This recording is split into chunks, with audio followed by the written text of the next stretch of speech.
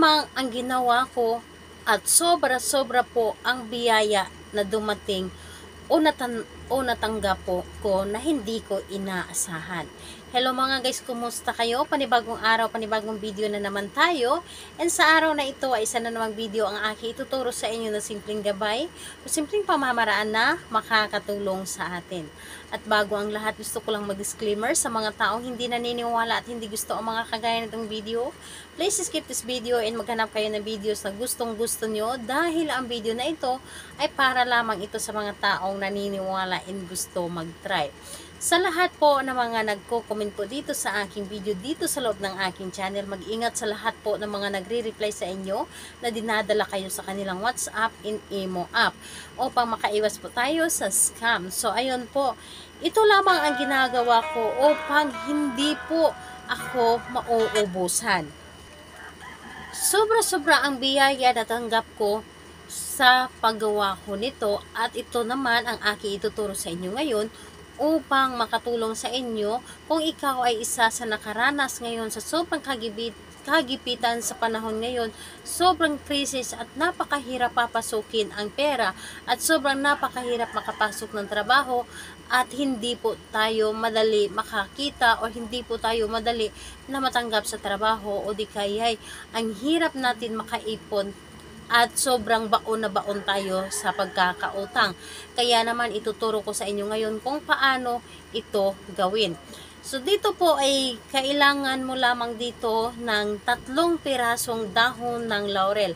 Ang 3 pirasong dahon ng laurel, ito po ay isa sa mga makakatulong sa atin kung paano mapabago ang ating buhay. Alam nyo ba ang dahon ng laurel ay isa ito sa mga nakakatulong sa akin at isa ito sa mga blockbuster na ginagawa or isa ito sa mga blockbuster na tinutupad ang ating mga kahilingan sa kahit anong klaseng kahilingan basta ito ay maganda lamang ang ating mga hinihiling at hindi ito nakakasama sa atin.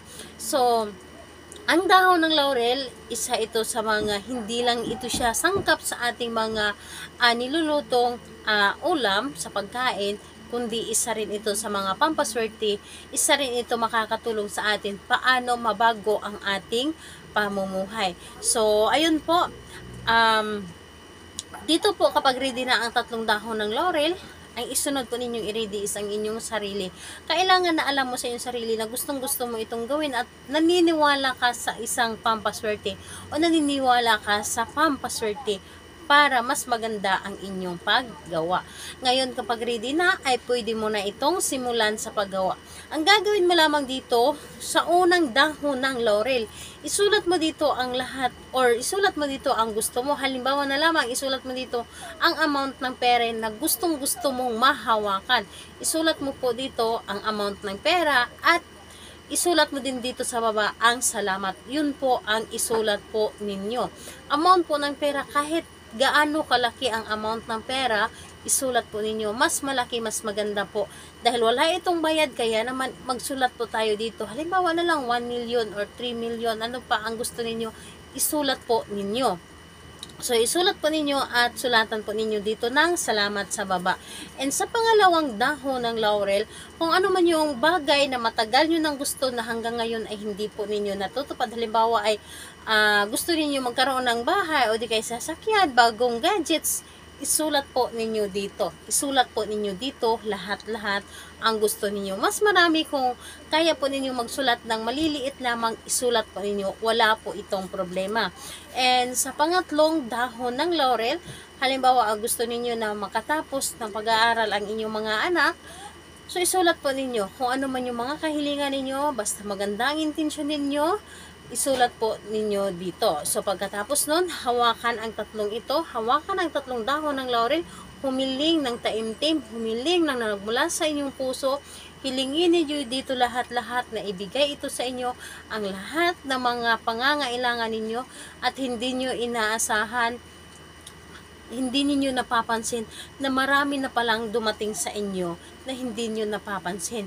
Kumbaga, magaan sa loob ninyo, yung nararamdaman ninyo, magaan sa inyong loob na ito po ay nakakatulong sa inyo at talagang yung isip ninyo na sobrang gaan, yung hindi kayo nag-iisip ng negative, lahat yun nasa isip ninyo ay positive lamang. Positive at talaga namang mapapansin ninyo na may pagbabago sa inyong pamumuhay. And ayun po, pagkatapos ng dahon ng laurel na ito na hinilingan mo, ilagay mo ito sa ilalim ng inyong unan o di kaya sa inyong wallet. Depende po sa inyo. Sa inyong wallet or sa ilalim ng inyong unan, pili lamang kayo kung saan po ninyo ito pwedeng ilagay. So, hayaan lang ninyo ito at hindi ninyo inaasahan na merong darating sa inyo ng biyaya. So, gawin ito sa araw ng Tuesday and Friday ng kahit anong oras. And pwede naman sa ibang araw kang gumawa ng pampaswerte, basta alam po ninyo sa inyong sarili na gustong gusto mo itong gawin at naniniwala ka talaga sa mga pampaswerte. So, ayun po.